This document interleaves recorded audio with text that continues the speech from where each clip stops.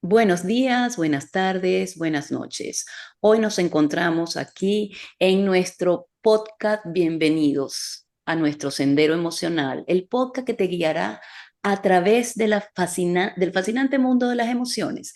En cada episodio exploramos los senderos de la mente y el corazón, descubriendo cómo nuestras emociones influyen en nuestras vidas.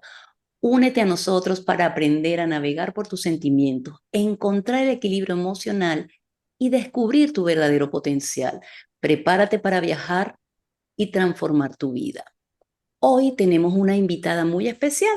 Ella es nuestra querida amiga Paulette Alcacibar. Ella está en Chile.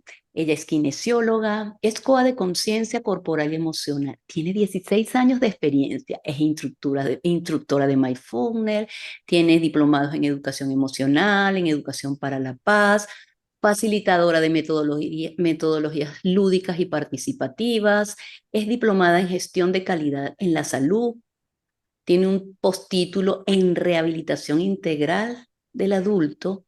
Es docente de yoga y de desarrollo humano. Es creadora de un programa bien interesante, Autocuidado para el Bienestar Consciente y el Manejo del Estrés. En el año 2017, lo aplicó al ámbito de la educación, la salud, las empresas y el liderazgo femenino. Bueno, aquí tenemos una conexión. Estamos, como dicen, en resonancia con lo que es educar a mujeres a transformar su vida, ayudar a mujeres a transformar su vida. Bueno, ella es educadora y mentora. Ella dice que ama este trabajo profundamente y bueno, ella está aquí con nosotros hoy y le damos la más bienvenida. De verdad que agradecida porque aceptaste la invitación, te has tomado un tiempo para estar en este podcast y de alguna manera sembrar, sembrar ese conocimiento y esa experiencia que tienes para seguir transformando vidas, que es el proyecto en común que compartimos. Bienvenida, Paulette. Muchas gracias, Ana María. Estoy encantada de estar contigo, de estar en sintonía en el propósito que ambas hemos coincidido. Bueno, me encanta tenerte aquí y como les había hablado, Paulette es kinesióloga y aparte es educadora emocional. Y a mí me gustaría que tú al inicio de este podcast comentaras un poquito en qué consiste la kinesiología y cómo se relaciona con las emociones. Bueno, la kinesiología es el estudio del movimiento. Esa es la definición etimológica. Y a través del estudio del movimiento podemos generar una revisión de cómo el ser humano se fue creando de manera ontogenética y filogenética, es decir, cómo lo ha hecho a través de la evolución de la humanidad y cómo lo hace también a través de la evolución desde que está la concepción hasta que se forman todos sus huesos, sus articulaciones, su sistema nervioso. Entonces, la kinesiología busca revisar todos estos conceptos desde el ámbito biológico, desde el ámbito psicobiológico y, por supuesto, desde el ámbito de la biomecánica. Entonces, ¿cómo se relaciona todo esto con las emociones? Bueno, desde, desde los inicios de la kinesiología, digamos desde el estudio del movimiento, científico, los estudios principalmente estuvieron enfocados en la parte biomecánica, en la parte de cómo afectaba el movimiento en la vida de las personas desde la funcionalidad, o sea, desde cómo ellas se relacionaban en el día a día, en las actividades, por ejemplo, funcionales cotidianas, en el exterior, relacionadas con el deporte y también cómo subsanar las lesiones cuando se producían y generar todos estos procesos de rehabilitación a nivel del movimiento, a nivel de la respiración, cuando hay algunas afecciones neurológicas, etcétera. Es muy amplio el tema de la kinesiología y es muy bonito. Y al relacionar esto con las emociones y con el comportamiento humano, eso fue algo que yo tomé, digamos, desde mi vida. Quise darle el otro sentido que era que yo sentía que le faltaba muchísimo, porque desde la perspectiva de la universidad, la perspectiva científica, esto estaba incipiente hace 15 años atrás, 16 años atrás. Estaba muy incipiente, la neurociencia solamente estaba recién teniendo estudios sobre cómo impactaba, por ejemplo, la mirada de la madre al observar al bebé con amor cuando lo estaba amamantando, esa conexión. Recién se estaban comenzando a ver esos estudios de esa conexión, cómo generaban el impacto en las neuronas, en el sistema nervioso y cómo esto favorecía el desarrollo cerebral del niño, el desarrollo motor. Entonces, esto estaba muy incipiente hace 16 años atrás. Actualmente tenemos evidencias científicas que nos permiten avalar y relacionar de manera estrecha cómo las emociones están conectadas con la postura corporal, están conectadas, por ejemplo, con las actitudes que tenemos. Por ejemplo, hay una palabra que se llama text neck, que en el fondo es el cuello de texto, que es la postura que nosotros utilizamos con el equipo, que es hacia abajo y largas horas con el teléfono hacia abajo. Y ahora eso está estudiado gracias a neurocientíficas como Nazaret Castellanos, por ejemplo, que explican cómo la postura corporal implica que le estamos mandando al cerebro una información de que estamos tristes o deprimidos, o que nuestro Mm. cuerpo está enviando una señal a nuestro cuerpo que estamos cansados, decaídos. Entonces eso también hace que nuestras respuestas ante los estímulos sean similares. Entonces, gracias a los avances, como mencionó la neurociencia, podemos relacionarlos. Oye, es interesante escuchar y hoy la gente siempre dice, estoy deprimido, ¿no? Ay, no, es que hoy amanecí depre y mira, muchas de las cosas que tienen que ver es nuestra postura, como tú acabas de decir. Entonces hay una relación estrecha entre el componente emocional y el componente postural. Ahora bien, eh, qué ejercicios o cuáles serían las posturas más, más, cómo es más saludable? Porque hoy en día es difícil que la gente deje el dispositivo, porque lo primero, tú le preguntas a una persona qué es lo primero que ves en la mañana cuando te despiertas, ni siquiera ve a la persona que tiene al lado si tiene una pareja a veces, sino que inmediatamente lo primero que hace es mirar la pantalla. Entonces, ¿cuáles serían esas sugerencias? Porque al final lo que queremos es educar para que las personas aprendan a manejar efectivamente, para ser personas más saludables, el uso de los dispositivos móviles. Muy bien. Bueno, lo primero es, antes que dar alguna técnica o alguna estrategia corporal, es hablar del desarrollo de la conciencia. ¿Qué es la conciencia? Es el darse cuenta. Eso es la conciencia. Darse cuenta de qué, de que estamos en proceso de aprendizaje y que tenemos dos posibilidades. Dos posibilidades. Una es vivir de forma automática, una, y dos, es vivir de manera consciente. Cuando vivimos de manera automática, eso quiere decir que no estamos conectados con lo que está pasando con nuestro cuerpo. O sea, lo voy a decir así, bien concreto, digamos. No, Buenísimo, porque así, si lo decimos muy rebuscado, con muchas palabras técnicas, no van a llegar, pero me gusta así, rapidito, o sea, que la gente claro, comprenda. concreto, concreto. Ya por evidencias científicas buscamos ahí, ¿cierto? Buscamos en internet las evidencias científicas. Bueno, entonces, cuando estamos funcionando de manera automática, estamos desconectados del cuerpo. Pero fíjense que cuando estamos conectados de manera automática podemos conducir, ¿cierto? Podemos conducir un carro, un automóvil, ¿sí? Entonces, el sistema de automatización de nuestro cuerpo, que lo vemos en las pantallas, etcétera, funciona perfecto con nosotros. Funciona muy bien. Ahora, el sistema de automatización de nuestro cuerpo no es para todas las actividades. Y ahí es donde entra el darse cuenta, el estar consciente.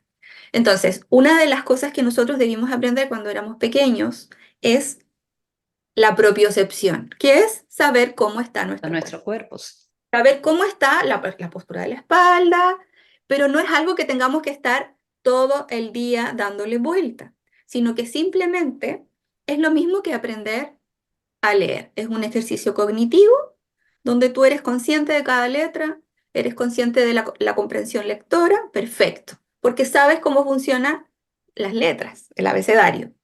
Claro, Ahora, es como sí, que yo lo llamo así, se hace un hábito. Nosotros nos cepillamos los dientes de manera automática, pero también podemos aprender de forma, hacerlo consciente para que se vuelva como es, un aprendizaje inconsciente, que sabemos rápidamente que nuestro cuerpo no está en una buena posición y inmediatamente la reconocemos. claro, y mira, yo me acomodé,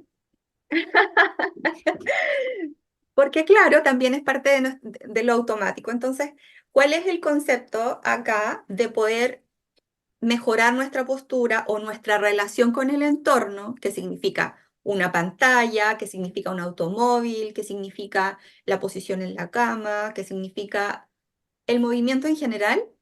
Es llevar la atención a tu cuerpo constantemente. Entonces, cuando nosotros generamos esa, vamos a decir, ese autocuidado, o sea, dentro del autocuidado, vamos a ser bien prácticos, dentro del autocuidado está, ¿cierto?, el higiene personal, que sería lo ideal. El higiene personal. Vamos a poner dentro del autocuidado la apariencia física desde la perspectiva de la estética o la belleza. Vamos a ponerlo porque también es parte importante, porque eso también nos hace sentir Mejor. mejor. Eso es una realidad. Cuando andamos todos así con el... No, algo sucede en nuestro interior que cuando vamos las mujeres a la peluquería nos sentimos una Ay, sí, nos reina. transformamos, chicas. Entonces, eso es parte de la felicidad del hedonismo. El hedonismo lo necesitamos, ¿cierto? El Claro que hedonismo sí. es las cosas como que se dice superficiales, pero no.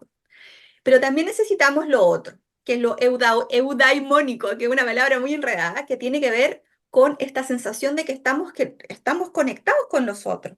Entonces, otra cosa práctica de autocuidado es estar contigo cuando sucede algo. Y cuando estás contigo, tú dices, estoy triste, vale, ok, estoy triste. Y el cuerpo naturalmente Te recoge. se recoge, como digo yo, como que se derrite y estás contigo en ese momento. Ahora, ¿qué sucede cuando es de manera automática? Resistimos la postura, resistimos. Estoy triste, pero estoy resistiendo la tristeza. Entonces ahí es donde viene este comportamiento automático, donde no sabemos conectar con este cuerpo, pero es porque no lo hemos aprendido, es porque Exactamente. no lo sabemos, es algo que se fue dando a lo largo de los estudios educativos. Y esto debería haberse generado, debería estar presente en las escuelas, Sí, en los trabajos, en las universidades. sí. Pero no está. Es lastimoso, pero no está. Hemos avanzado en mucho conocimiento, aunque hoy en las redes hay mucha información, pero la información muchas veces la escuchamos, pero no la procesamos. No, pero yo sí lo dejo aquí arriba, como dicen aquí en el neocortés, en el hemisferio izquierdo. Yo sé lo que está pasando en mí, pero no lo proceso. Y si no lo proceso, no lo transformo, no lo cambio. Es como ese proceso de reconocer, como tú dices, estar en presencia plena, reconocer cada una de las partes de mi cuerpo y cómo se refleja la emoción en mi cuerpo. Porque yo he tenido, por ejemplo, clientes que dicen, es que cuando estoy triste me da un dolor de cabeza. Siento o siento que se me tensa el estómago o me da escalofrío. O sea, es ir reconociendo cómo se van mostrando las emociones en nuestro cuerpo, porque cuando estamos alegres, qué carrizo, uno no tiene que identificar nada, sino que tú vives la alegría, pero Exacto. resistimos la tristeza, resistimos la rabia, no las tragamos y por algún lado sale y cuando sale, explota. Entonces, desde tu punto de vista como educadora emocional y sobre todo como kinesióloga, porque te digo que yo mando mucho ejercicio de movimiento a las personas con quien trabajo, porque sé que el movimiento ayuda a transformar las emociones, porque quiero volver a decir, porque siempre oímos emociones positivas, emociones negativas y no hay emoción positiva ni emoción negativa, hay emociones y las emociones siempre están alertándote una situación que está sucediendo. Por ejemplo, la alegría la podemos identificar con logros, con que llega un familiar, con que nos sentimos plenos, pero cuando está la tristeza, lo que decimos, ay, estoy triste, y no revisas qué te está haciendo, qué te está, por qué estás triste, qué te está avisando esa emoción, porque al final eso es gestionar la emoción. No es decir, no voy a estar triste, voy a estar alegre, sino saber cómo puedo gestionar la emoción y qué puedo hacer con ella. Exactamente. Estaba dentro de mis preparaciones, que yo me preparo siempre para tener alguna conversación donde quiero que mi mente esté clara con los conceptos para poder explicarlo bien. Claro, Está el tema de la preparación, es decir, dentro del proceso de sanación, le vamos a decir sanación al proceso en el que vemos alguna situación como una amenaza o se transforma en una herida, una circunstancia cualquiera, eh, se puede transformar en una herida emocional que es real, porque el proceso de sanación requiere de un proceso, perdón, sí, requiere de pasos, sí, como lo hemos conversado en otro momento. Entonces, este proceso de reconocer las emociones requiere de prepararse, porque como sabemos, es algo que hace 15, 20 años atrás, por lo menos en Latinoamérica, era algo muy desconocido en el ámbito común, digamos, en el día a día. Ahora es algo que se comenta mucho más, que hay evidencias, etcétera. sí, Entonces, se requiere para que nosotros podamos tener una buena conciencia emocional, para que podamos tener una buena conciencia corporal, se requiere de aprender esto. Por eso es tan importante que lo conversemos ahora, que lo estemos permanentemente socializando, porque generalmente lo que sucede es que esto está en manos de la terapia psicológica, lo cual es muy bueno. La terapia claro. psicológica es algo que ayuda mucho a las personas, pero lamentablemente no todas las personas van a ir a terapia, o no todas las personas van a ir al kinesiólogo, no todas las personas van a ir a un coach de vida. Entonces, Sí, lamentablemente, el proceso de autogestión de emociones está al alcance de las personas. Es algo que se puede entrenar. sí. Entrenar, eso me encanta porque es la palabra. Yo siempre le digo, por ejemplo, a mis estudiantes, igual a la gente con quien trabajo, que el cerebro es un músculo que se entrena. Si nosotros tuvimos toda la vida, eh, ¿cómo se dice? Nuestra estimulación psicosocial estuvo siempre mirando solo lo negativo que tenemos a nuestro alrededor, así va a responder nuestro cerebro.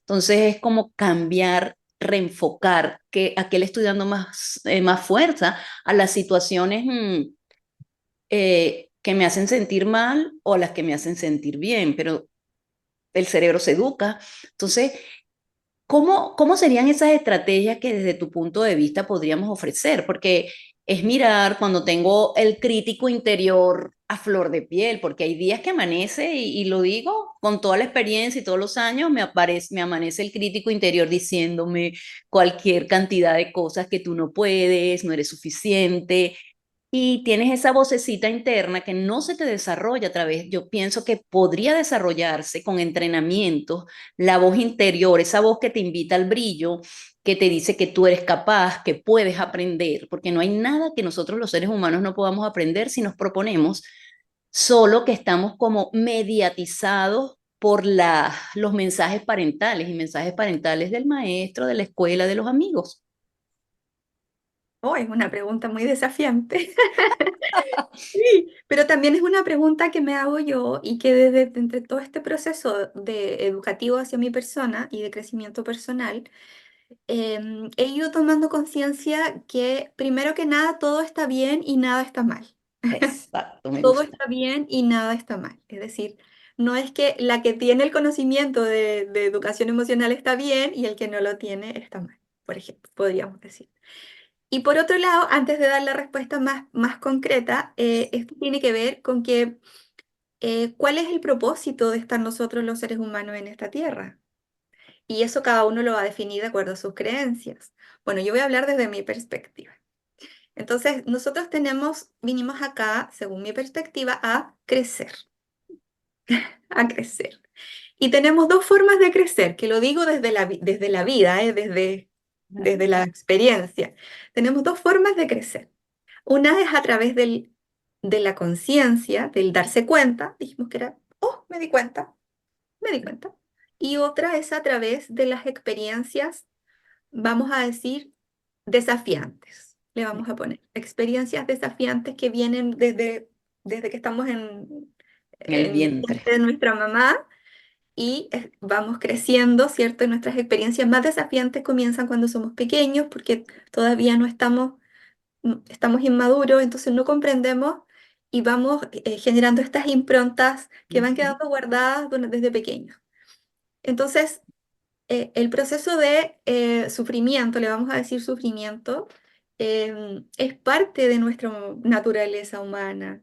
Quisiéramos que no, pero es una de las maneras de crecer y la otra es la manera de darse cuenta.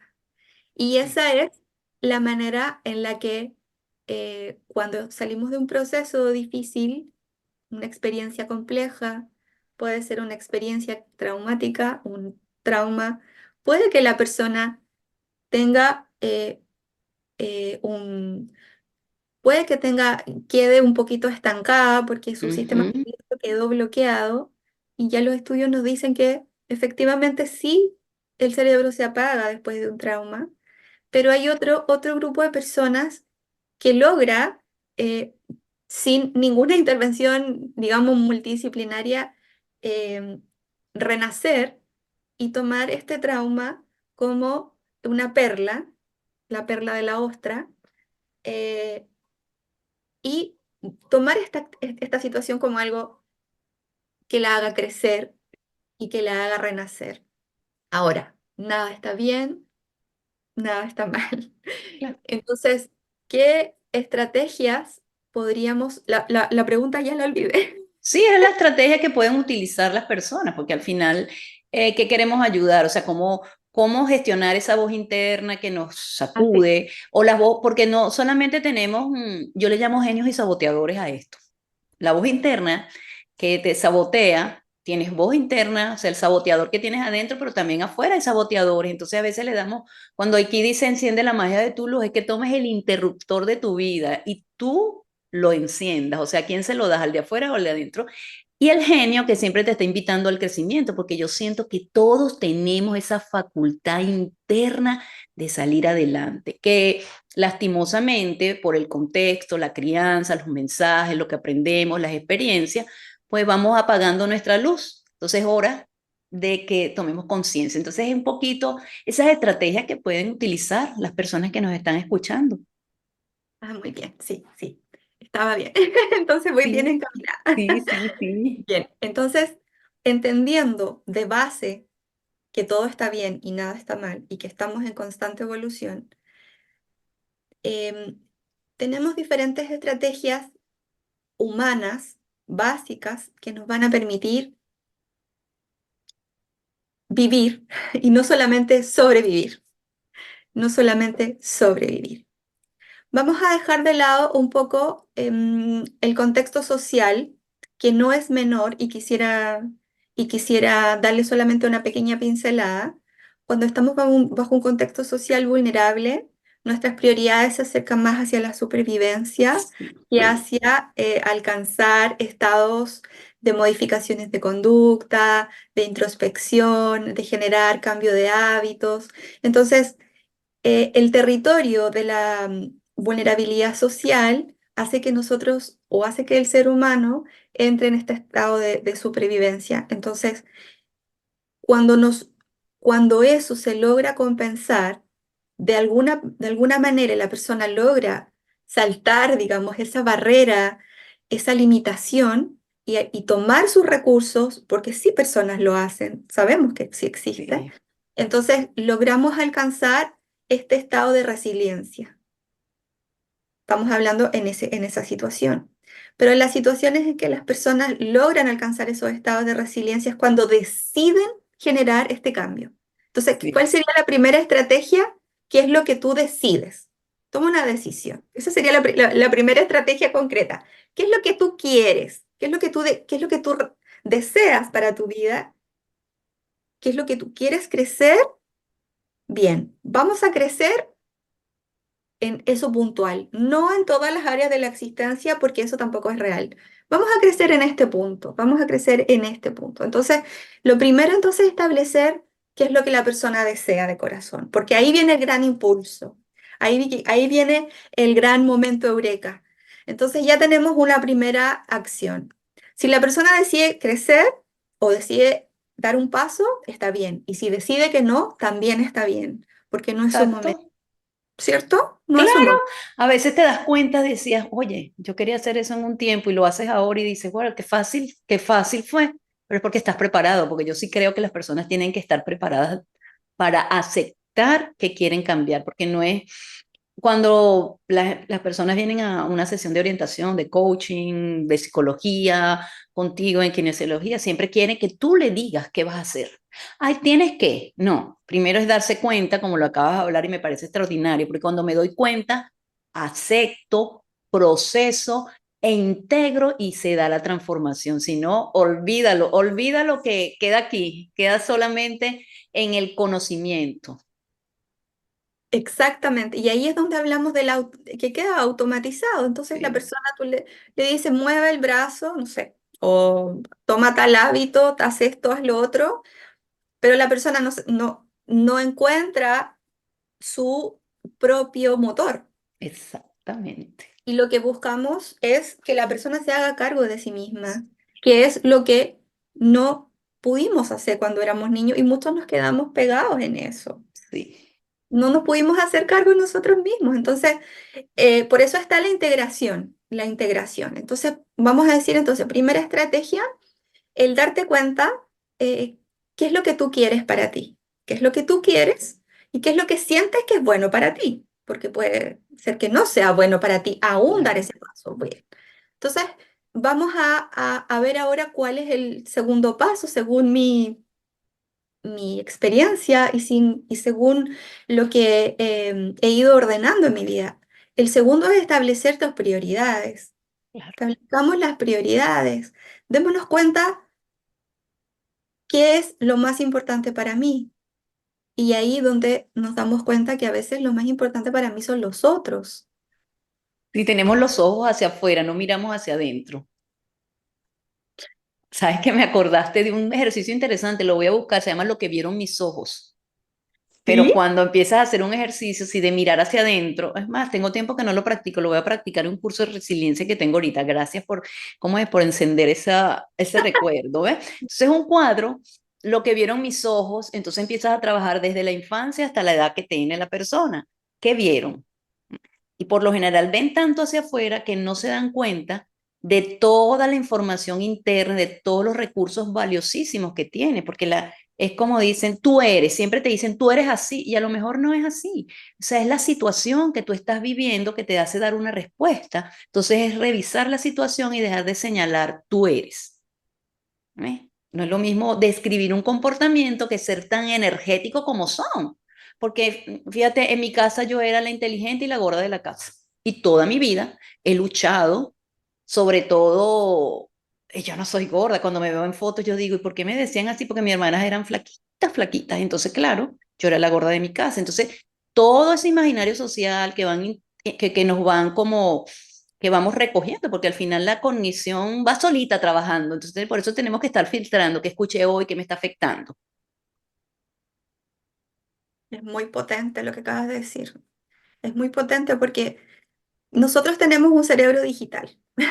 Y eso, obviamente, los que crearon todo este mundo digital se basaron en cómo nos funcionamos nosotros.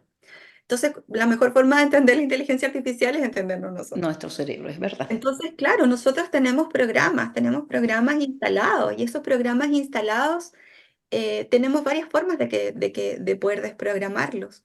A veces es muy difícil hacerlo solo, Sí, ¿sí? A veces es muy difícil, a veces no, no lo sabemos. Es muy desconocido este mundo del crecimiento personal.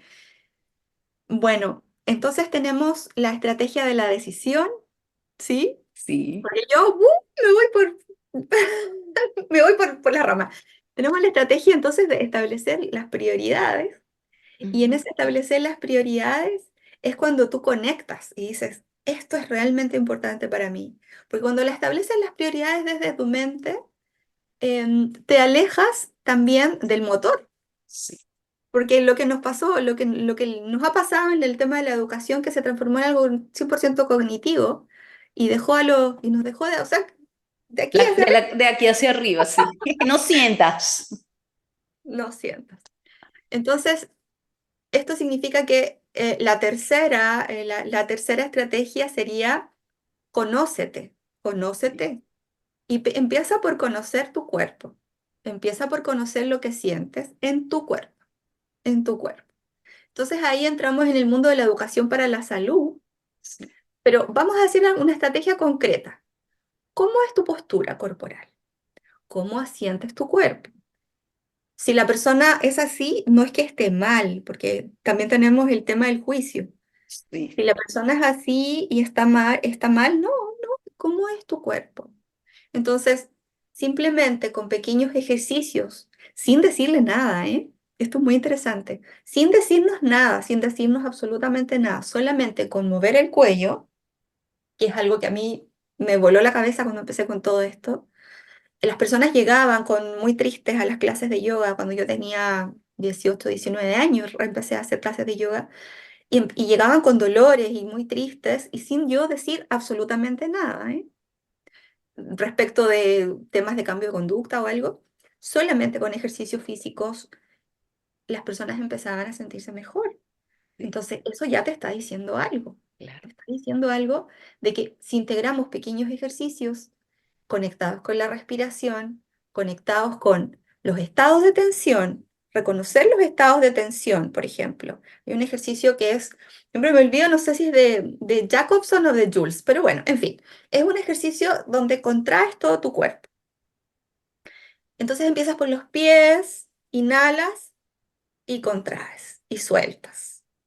Entonces empiezas por los pies, luego vas subiendo por las piernas, vas ascendiendo, hasta que contraes todo el cuerpo y sueltas.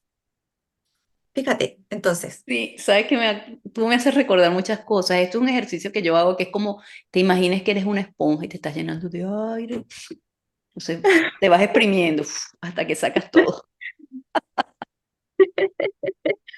bueno, esto es lo mismo, exactamente lo mismo, porque a mí me gusta fundamentarlo todo, porque hay gente que dice, ya, pero ¿y por qué? Claro, ¿no? Pero eso está muy bien, esto está muy bien, Entonces, hay que ¿por qué? fundamentarlo. Porque los músculos para poder relajarse realmente, o sea, estoy hablando concretamente, necesitan de lo contrario, llegar al estado de tensión máxima y ahí el músculo solito ¡chum! Se relaja. Entonces, imagínate, o sea, tú hablas Sí, de la esponja. Para una eso ya. persona, para los niños, por ejemplo, les podemos decir, transfórmense en una roca. Y ahora transfórmense en una nube. Entonces, utilizamos la misma estrategia para que, de autorregulación emocional, sin tener que decirle a alguien, cálmate, Sí, tranquilízate, o cambia esto, cambia lo otro. Entonces, solamente con entrenar tu cuerpo ya estás generando autogestión emocional. sí, Ahora, la otra parte del autoconocimiento es la parte donde encuentras tus fortalezas. Y para eso, yo creo que ahí tenemos una sesión entera. sí, sí. Pero la podemos tener pendiente, la podemos hacer en 3 semanitas, 2 semanitas. Y hablamos de cómo identificar la fortaleza, porque mira, la gente hace una larga lista de todas las cosas negativas, pero cuando le preguntan sus fortalezas, les cuesta muchísimo reconocerlas. Sí. así es que tenemos bueno, seguimos siendo analfabetos en relación al Emocionales, amor claro. propio. Al amor propio. Le tenemos mucho miedo al amor propio. Tenemos muchos condicionamientos basados en Sí, el juicio. Y es necesario que esto sea algo natural, sí. claro. Mira, tú me acabas de recordar algo. Yo tengo una nieta de 3 años, Miranda. Y su Ah, mamá siempre le dice respira cuando ella se pone brava. Entonces en estos días la mamá estaba como, mamá, respira, respira. Entonces vas viendo cómo se van educando. Yo hacía yoga con ella en el patio, yo la cuidaba cuando ella estaba muy chiquita, pero ella ahora se va, mi amor, con su mamá y su papá para donde vayan. Esa no quiere quedarse ni un momento con nadie, ¿no? Entonces yo le enseñé a respirar y yo le decía, arco iris, y tú la ves que ella de repente está así, así que, bueno, cuando ve así que están hablando, por favor. Arco iris. Entonces empiezas a ver cómo van aprendiendo. Y yo, que esta es mi mejor escuela, mi amor. Esa niña ha sido mi mejor escuela, ¿no?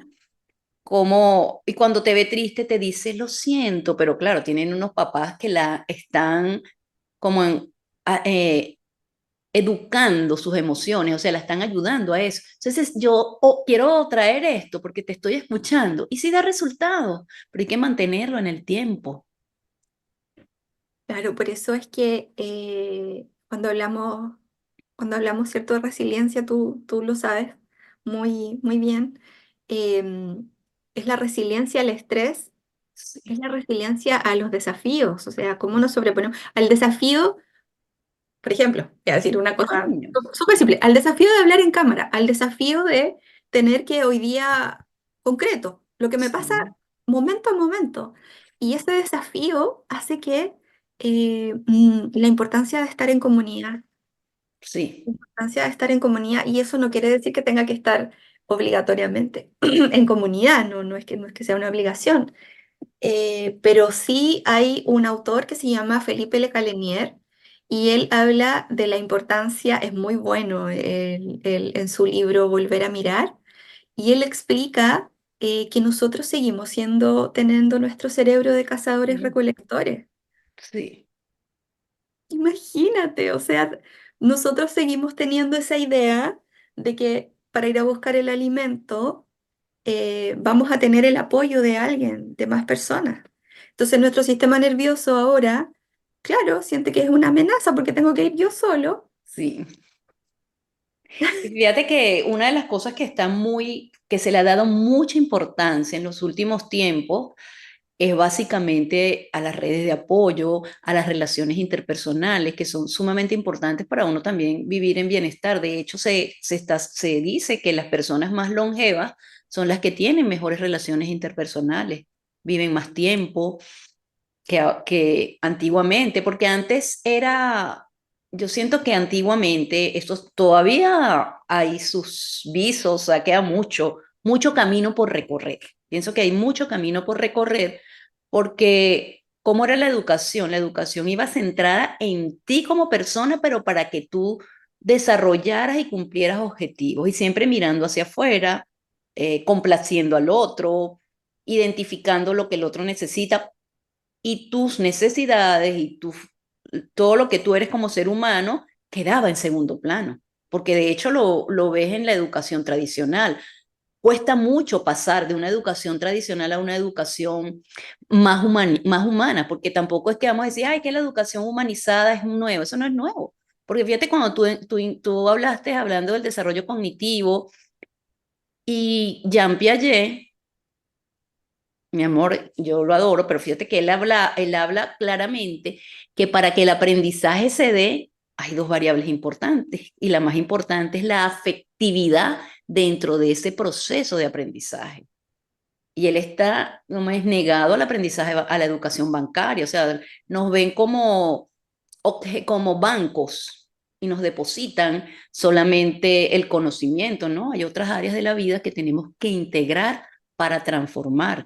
Y las emociones hoy en día se han convertido en un pilar fundamental porque nosotros somos seres emocionales. Eso que, no, mi emoción es racional, lo que me mueve a hacer cualquier cosa en la vida es la emoción. Sí, mi querida Ana María. Y bueno, en las preguntas que hacen los coaches executive en relación al tema del liderazgo, al tema del liderazgo ejecutivo, etcétera.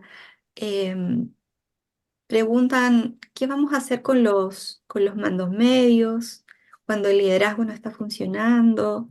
¿Es necesario preocuparse de la salud de ellos? Sí, ¿Es necesario invertir en ellos?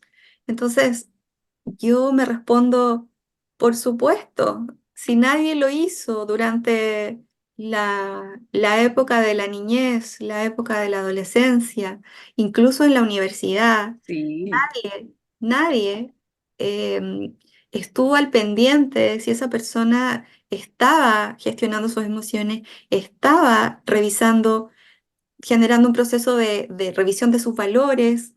Entonces llegan a las empresas, independientemente del grado que tengan, llegan a las empresas con total desconocimiento de esto y se generan estos temas de acoso, estos temas de violencia, el burnout. Entonces, obviamente, es una muestra de que existe el analfabetismo emocional. sí, es eh, grande. trajo estragos, igual que el analfabetismo puro, digamos, relacionado con lo cognitivo, también trajo estragos en su tiempo. Entonces, solamente tenemos que revisar y ver qué es lo que está pasando con las sociedades Sí, actuales. señor. Y fíjate que uno de los que más sufre cuando yo tutoré una tesis del síndrome de burnout y específicamente para los maestros, y los maestros tienen ese síndrome a flor de piel, están tan cansados, tan agotados, no tienen un apoyo emocional y es lo que están transmitiendo independientemente a los niños, porque los estados corporales, tú que manejas esto, los estados corporales del otro, nosotros los percibimos más que la palabra. Entonces tenemos docentes cansados, que lo que quieren es esperar el día de las vacaciones, abarrotan a los niños de tareas para que las mamás los hagan en casa. Total que tenemos una cadena que es un reto. Yo pienso que eso es un reto y un desafío del siglo XXI. Mejorar los procesos educativos e incorporar la educación emocional, la yoga, me parecería interesantísimo que sea ¿cómo es? Parte del currículum desde la primera infancia hasta la universidad. Y me encantó cuando tocaste el tema de la universidad. Tú, aunque estudies una profesión, yo llamo profesiones de ayuda, psicólogo, médico, orientador, maestro, todos estos que se ocuparan de que la persona que está estudiando empiece a revisar sus procesos personales y a mejorarse emocionalmente para poder ir a abordar y apoyar y acompañar a todas esas personas que de alguna manera pasan por su historia de vida. Es bien interesante darnos cuenta de lo que estamos viviendo y que de alguna manera estas conversaciones que estamos teniendo aquí en Sendero Emocional es específicamente para eso, para sensibilizar a los padres, para sensibilizar el vínculo tan importante que es la madre en ese proceso de crecimiento. ¿Qué otra cosa te gustaría aportar desde tu experiencia? Porque fíjate que hemos hablado mucho de lo que pasa y hoy tú eres la protagonista. Cuéntanos una experiencia tuya de ese proceso donde hayas vivido un proceso de resiliencia, donde hayas hecho una transformación de tu vida, porque todos tenemos una historia. Pensar que porque estamos de este lado, no, ya son súper felices, ya no tienen problemas, pues sí, sí, sí nos pasa y todos los días tenemos desafíos en la vida, porque no se crean, para mí es un desafío. Yo digo, wow, voy a ir con Paulette. Entonces agarra y viene el síndrome del impostor y me ataca. Y yo respiro y digo, bueno, aquí vamos a construir juntas. Entonces es aprender a manejar todas esas situaciones internas que tenemos. Cuéntanos una anécdota. Bueno, este proceso de autoconocimiento que yo comencé muy pequeña, comienza con la historia de mis padres.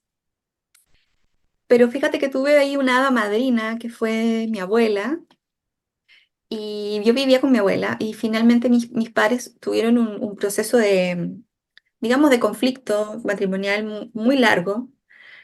Y recién cuando yo tenía 16 años, más o menos, ellos decidieron, o sea, fueron como, no sé, como 5 años en que ahí como que sí, que no, que la guerra, que no sé qué, que los conflictos, eh, acompañado además de un proceso de bullying del colegio muy largo, que fue toda mi vida, porque mi personalidad en general es una personalidad tranquila, es decir, de no gritar, etcétera. Tengo una personalidad así como tú me ves.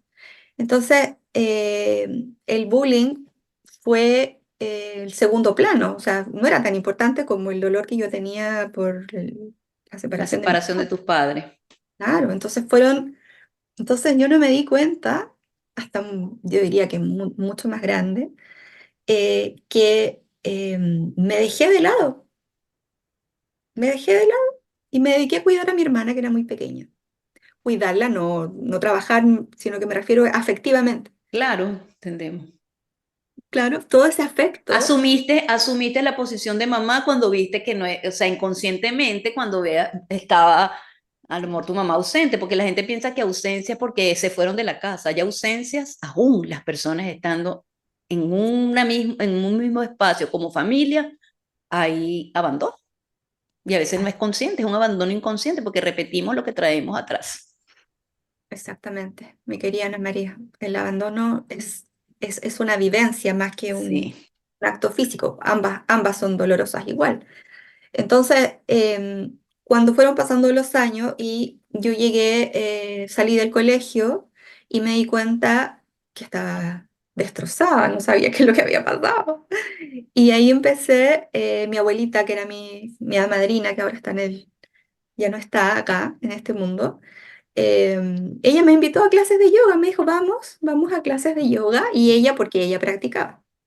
Entonces yo dije, bueno, vamos, y empecé a ir con ella, y empecé a tomar el ritmo de esto, empecé a tomar el ritmo, y me empecé a dar cuenta que me estaba sintiendo muchísimo mejor, porque tenía muchos problemas, tenía colon irritable, bueno, inflamación en la zona abdominal, estaba muy deprimida, y me empecé a dar cuenta que esto empezó a funcionar. Hasta que empezó a funcionar de tal manera que yo cambié, dejé el alcohol, dejé de fumar, dejé la carne en ese tiempo, imagínate, era muy pequeña, tenía 18 años. Y hasta que empecé a incorporar la yoga en mi vida y hubo un salto. Y ahí se produjo el salto cuántico. Entonces me empecé a dar cuenta que mi objetivo de vida era ayudar a otros a que pudieran sobrellevar la vida y pudieran generar también estos saltos cuánticos. Claro que en ese momento era muy pequeña, entonces no me daba cuenta. Pero cuando después empecé a entrar entré en kinesiología, se me generó esta dicotomía de por qué hablaban solo de los huesos. ¿Por qué no hablaban de lo que le pasaba a la gente en el corazón? ¿Por qué no era importante si a una persona le dolía el cuello, eh, conversar con ella y ver qué es lo que estaba tensionando su cuello? Porque obviamente no era solo un problema muscular. Bueno, y así empezó un poco este tema de poder apoyar a otros a que encontraran su camino y se cuidaran, porque yo no lo había hecho durante muchos años. ¿Qué experimentaste después de esta transformación? O sea, no, me sentí así y después del salto cuántico, mira, estamos tan conectadas que yo hablo de salto cuántico y salto de fe. Sí. Para mí fue un salto cuántico venirme de Venezuela para Estados Unidos, entonces estoy agradecida. Entonces te veo y me río, somos resonadores de energía definitivamente. Entonces, ¿cómo era esa Paula antes y después de su salto cuántico? ¿Cómo era antes y cómo es ahora? Para cerrar, me encantaría que nos contaras un poquito de eso para conocerte, chica. Em, Bueno, esta mujer que se creía muy débil, o se sentía, mejor dicho, muy débil, empezó a experimentar em, este trabajo interior, empezó a fortalecerse internamente y no solamente a ver mis fortalezas, fíjate, no, yo No, creo eso está que bien. empecé a ver lo que dice ahí. Empecé a darme cuenta de que yo era más que un ser humano con huesos, con emociones, que yo tenía una fuerza interna que se iba si que yo dejaba de respirar. Entonces empecé a conectar con ese motor, empecé a conectar con esa conciencia y a darme cuenta que hay una parte de nosotros que es intocable, Sí, que ni el bullying, ni la violencia, ni el abandono, ni la soledad, ni la precariedad social, nada, hay una parte de nosotros que es intocable y que nadie puede tocar, nadie, nadie, nadie, nadie. es Entonces, verdad. cuando empecé a conectar con esa parte, gracias a todo lo que viví, em, empezó a emerger otro ser humano, incluso hasta me cambió la cara, porque yo me veo fotos, bueno, hay otras cosas que no les he contado, pero no importa, pero yo veo mi cara de hace 10 años atrás y yo me veía, era otra persona. Sí, Entonces, cuando yo creo que si tú no, tú me cuentas de cómo cambió tu rostro, tu sí, mirada, cambio. Sí, es que sí. cambia. Mira que estoy aquí, o sea, seguimos con lo de la energía. Uno se ve sus fotografías y ve cómo se transforma. Cómo fui yo antes de mi divorcio, cómo me gradué yo. Pues yo me casé o sea, yo fui madre adolescente, a los 14 años salí embarazada, a los 15 años tuve un bebé, me casé a esa edad. Y tú ves las fotos de mi pregrado, que yo digo que el pregrado es lo máximo cuando uno se gradúa, de verdad lo disfruté, pero mi cara estaba triste porque estaba pasando por unos procesos muy difíciles de pareja. Y después, ¿cómo cambia a través del tiempo? Empezó a ver la foto y digo, oye, va cambiando, se te va iluminando el rostro. Así como cuando uno ve la carita de los niños cuando van creciendo, que tienen esa cara, yo la veo que tienen esa cara así tan angelical y, ¿cómo es la palabra? Ay, ahorita no me llega la palabra exacta para decir, y cómo tú vas cambiando ingenuidad, ese rostro ingenuo que te refleja un niño y tú vas viendo las fotos y te vas dando cuenta cómo se va transformando ese rostro, así, tal cual como lo estás reseñando, Poli. Claro, claro. Y fíjate que en cada muerte que he ido teniendo, Sí, muerte de, digamos, de procesos personales, como todos los tenemos sí. anualmente, diría yo, o a veces semanalmente. Semanal, diario, mensual. Claro.